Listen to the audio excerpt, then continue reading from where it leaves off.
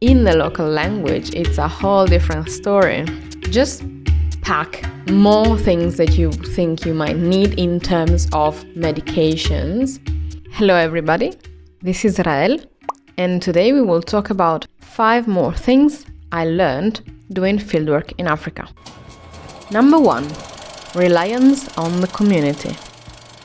I would have had no chance whatsoever to conduct fieldwork without the help of the locals. I was lucky enough to go to Durame, where a colleague of mine had already established several connections. She made sure that I would be accompanied by someone at all times, and from the very first days I had someone to rely on. So I had my trusty Zola, who was my local guide, my research assistant, my interpreter. And having someone from the local community with you at all times, it also means that, for instance, when Bajaj drivers suggest one price, they do so more honestly when you have a local with you. Whereas if they only have a foreigner as a passenger, they can take advantage of them. So having a local with me also meant roughly fair prices. And the locals trust you more as a foreigner if you're accompanied by a local too. They tend to open their homes more easily because they first make sure with your local assistant who you are, what do you want, what's the deal. And that's something that we did, for instance, when I wanted to check out a local school. I wanted to ask permission both to take pictures of the area, but not of the children, of course, and just to be around, to walk around.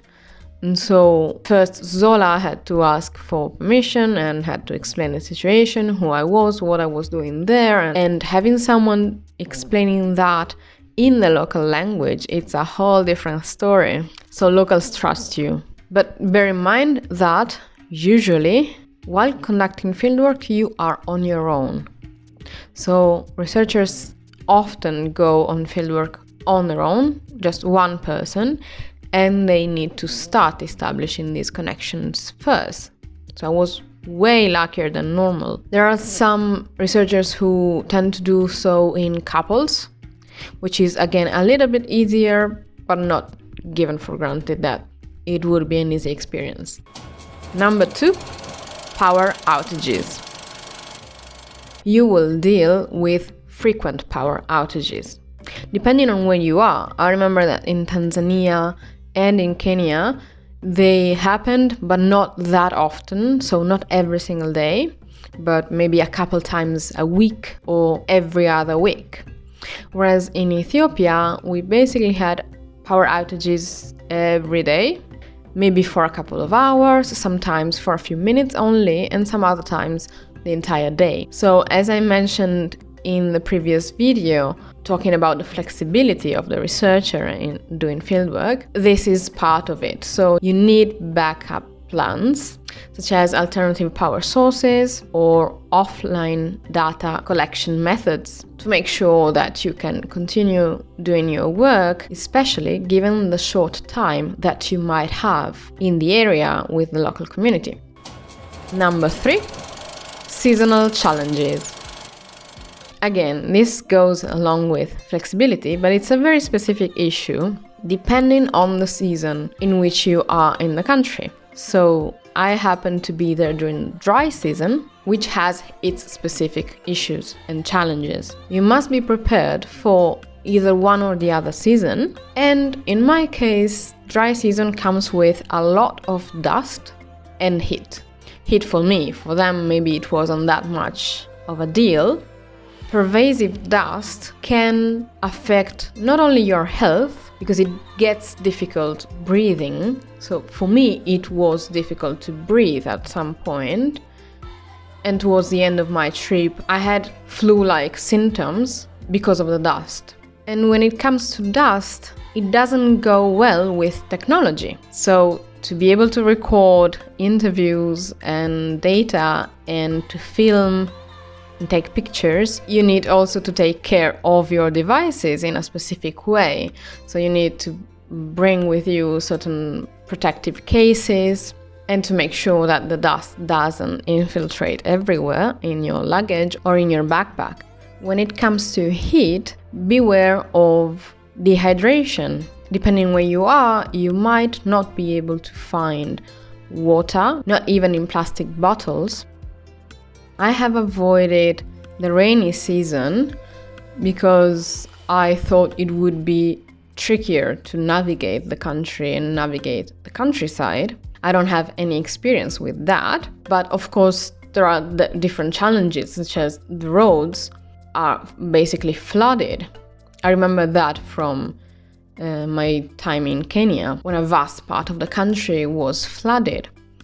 These countries tend to be not prepared for these instances, so you should be prepared for it with proper gear and proper clothes, but also where to conduct fieldwork and when, if you can choose. I preferred the dry season, although I truly suffered for it. And related to this, number 4, health issues and preparedness. Well, in my case, I start a little bit disadvantaged because I already have personal health issues that I have to live with no matter where I am and when I find myself in Africa. It doesn't really matter because I always have these issues, so I always have to be prepared. I tend to have all sorts of medicines and remedies with me at all times, especially when traveling, but even on a daily basis, I carry around several medications. It's not only about the vaccinations that you need to get beforehand, it's also about the proper medicine in the proper dosage, which is a mistake that I made this time. I brought the correct medicine, but with a lower dosage per capsule, and so I didn't have enough of that medicine for that current issue. Luckily, my colleague had some leftover medicine that she no longer needed, and she gave it to me. So that's another good point. If you have other people traveling with you or working with you on site, just have more medicine than needed for you or for them. I also gave her something that she didn't bring, and so we really helped each other in that sense.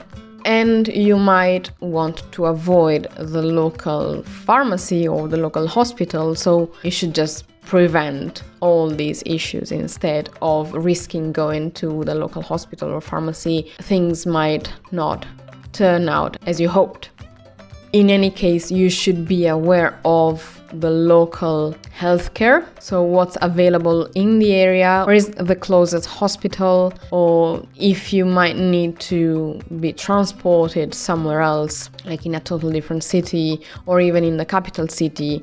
Just thinking about that possibility, this time I even got a health insurance, travel and health insurance.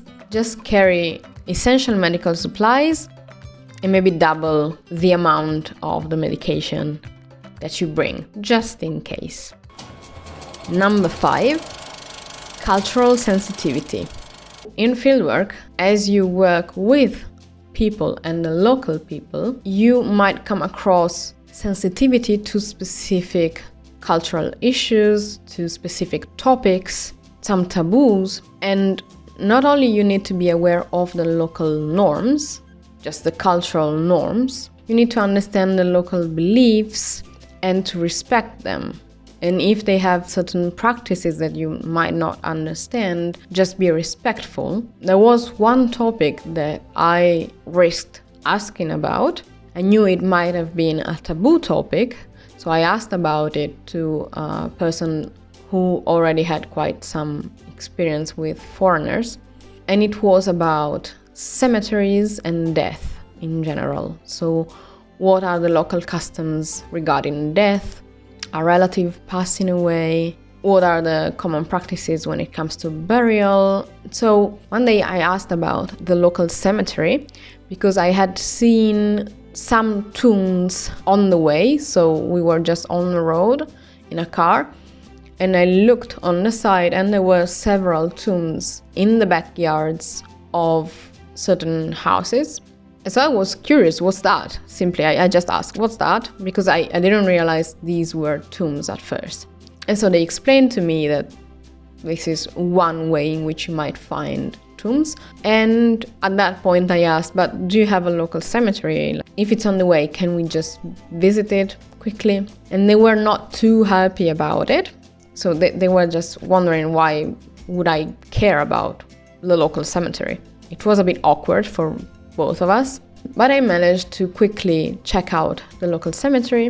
What I noticed is that, for instance, that they had these kind of cages, these metal structures protecting each tomb, which was the one thing that probably misled me. So I didn't recognize the tombs at first because of these cages. Then I noticed that some of them had a cross on top and stuff like that. So I risked asking about this topic without going too deep into the topic.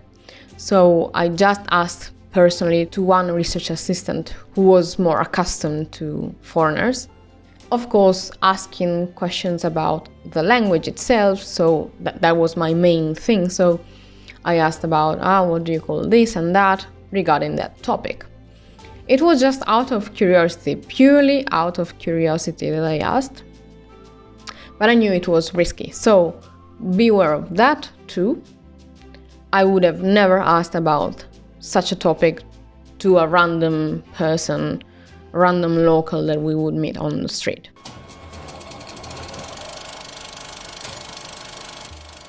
These were 5 more things I learned doing fieldwork in Africa. Did you learn other things doing fieldwork in Africa? If you did it, please let me know in the comments down below.